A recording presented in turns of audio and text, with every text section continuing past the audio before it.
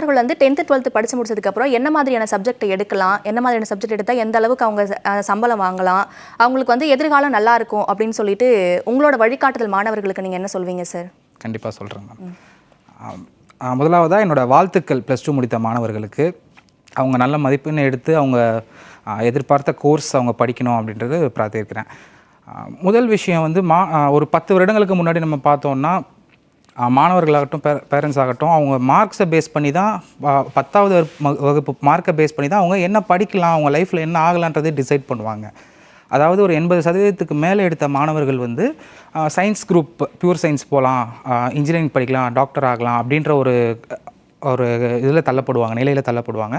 அதே மாதிரி மார்க் கம்மியாக எடுத்த மாணவர்களை வந்து நீ மார்க் கம்மியாக எடுத்துட்ட, அதனால் நீ அக்கௌண்டன்சி குரூப்போ காமர்ஸ் குரூப்போ அப்படின்ற நிர்பந்தப்படுத்துவாங்க அவங்க சுற்றி இருக்கவர்கள், அவங்க பெற்றோர்கள்.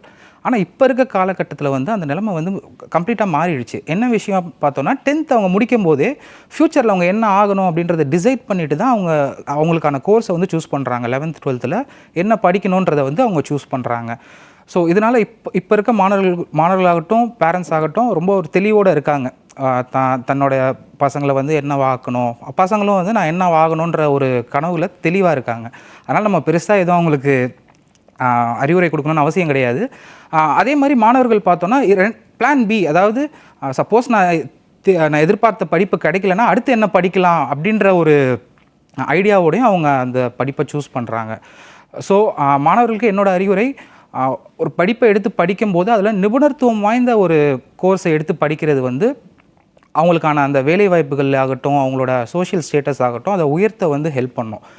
ஒரு டிகிரி கோர்ஸ் மட்டும் படிக்காமல் ஒரு ப்ரொஃபஷ்னல் கோர்ஸ் அப்படின்ற ஒரு விஷயத்தை படிக்கும்போது மாணவர்கள் வந்து அந்த துறையில் வந்து அதிகப்படியான ஒரு அறிவோடு வந்து வேலைக்கு போகும்போது அவங்களுக்கான அந்த வேலையில் அவங்க அந்தஸ்தாகட்டும், சமூகத்தில் அவங்க அந்தஸ்தாகட்டும் அது உயர்ந்து இருக்கும். ஸோ மாணவர்களுக்கு என்னோடய அறிவுரை, ஒரு ப்ரொஃபஷ்னல் கோர்ஸை வந்து அவங்க எடுத்து படிக்கிறது வந்து ஒரு நல்ல விஷயம்.